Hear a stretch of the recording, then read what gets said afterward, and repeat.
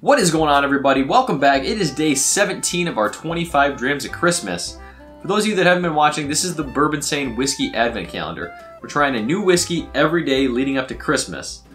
We started out with some budget stuff. We are now moving up in proof and in value. Today, we are talking about another rye whiskey, Pikesville Rye. One of the best value to whiskey ratio ryes on the market, in my opinion. I've got two bottles here, as you can see. We've got the Rittenhouse Rye Bottled in Bond, and then we've got Pikesville Rye. And there's a reason I have both. They both come out of Heavenhill. Both pretty much the same mash bill. Now the Rittenhouse Rye is 51% corn. They're both 51% corn.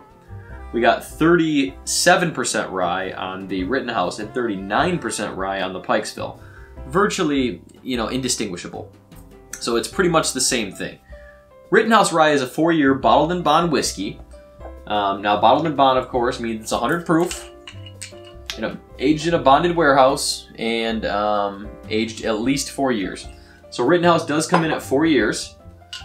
Pikesville, on the other hand, is thought to be around 6 years. And not only is it thought to be around 6 years, it is also amplified in proof to a beautiful 110 proof. That's what we're talking about. So 10 points higher than the Rittenhouse.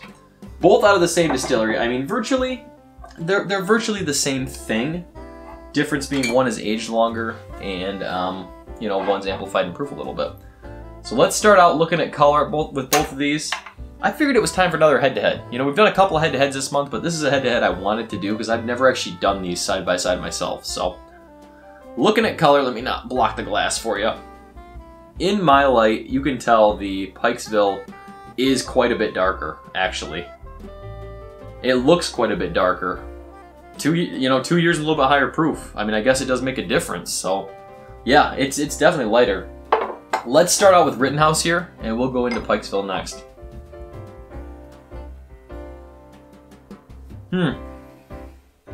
Now these, as I mentioned, are both barely legal rye, so 51% rye. Not a huge amount, so we should expect more sweetness coming through.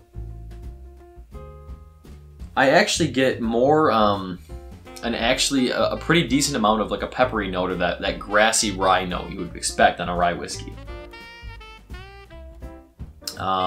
Baby Saz, which we reviewed earlier this month, is not near as much of that rye spice to me. It's a lot more friendly, like a bourbon drinker's rye,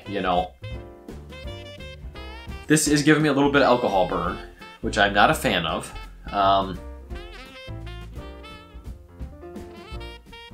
It's got some butterscotch in there. To me, it's a lot of the just the grassy rye notes. A little bit of that alcohol forward note too, I mentioned, which I'm not a big, obviously no one's a big fan of that alcohol note. So let's go into Pikesville next. It's glorious. It's just glorious. There's no comparison in these two. It's minty, delicious. It smells like a lot of baking spices coming through. Lots of clove, lots of cinnamon. And a lot of sweetness. It's almost like a sweet, like imagine pepper, like a peppery rye, but it's got a layer of sweetness above it. I don't know how to describe that. That's really tough to describe. I think the sweetness that's helping come through is actually the amplified proof for me. Jumping up to 110, I think that amplified proof just gives me more of those, notes that are great. On the nose, it's no comparison. Pikesville is substantially better. So let's go into the taste first. Let's do Rittenhouse first here. Cheers, everybody. Happy day 17.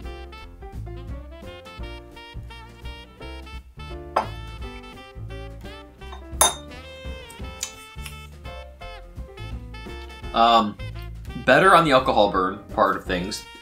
Didn't get as much of the alcohol burn. Finish is pretty much gone for me now. It was there. It hit the palate. I got a nice baking spice kick on the palate. But very thin finish, no mouth coating at all. Really no mouth coating at all. I'd say butterscotch is... I'm still getting... For some reason, butterscotch is sticking out to me on this Rittenhouse. I don't know why. I don't remember that being a big predominant note with it before, but it really is today. The baking spices are there, but compared to like the Pikesville nose, it almost just seems muted. Not a bad whiskey by any means. I think in general though, I'm going to be reaching for Rittenhouse if I'm making a cocktail. My personal opinion. So let's go and do the Pikesville here. Wanted to taste this one.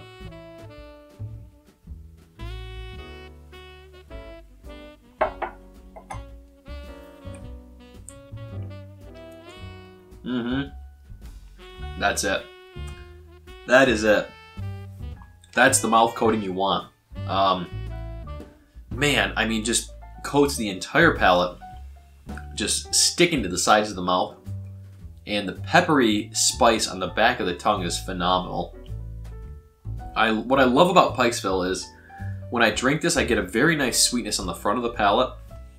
Almost like citrusy, like oranges, lemons, fresh fruits, along with the balance of those baking spices as I mentioned.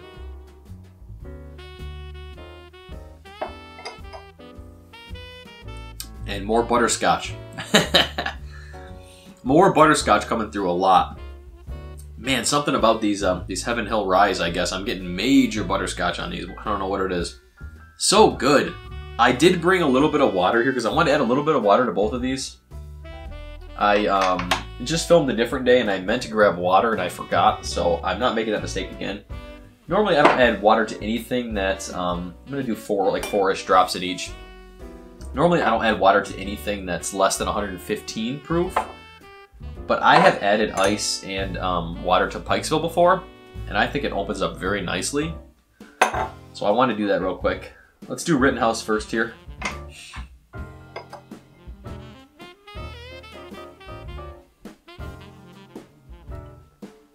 I would not add water to Rittenhouse.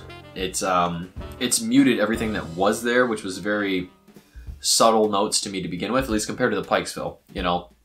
Maybe if I wasn't trying the Pikesville side by side. Seems very muted now, like a little bit of clove came through on the nose, that's about it.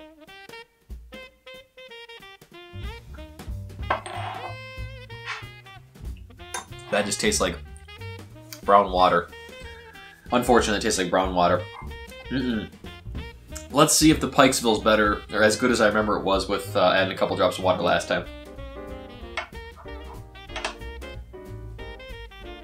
Yeah, I mean, if there was any ethanol burn at all, if there was any before, it's gone now. I mean, the water just virtually eliminated that. Nice creaminess, though. This is really bringing out more of those minty notes for me. But it's almost like a creamy mint. It's like a creamy mint, I don't know, creamy mint sauce or a creamy mint drink or something. It is, it's a creamy mint drink.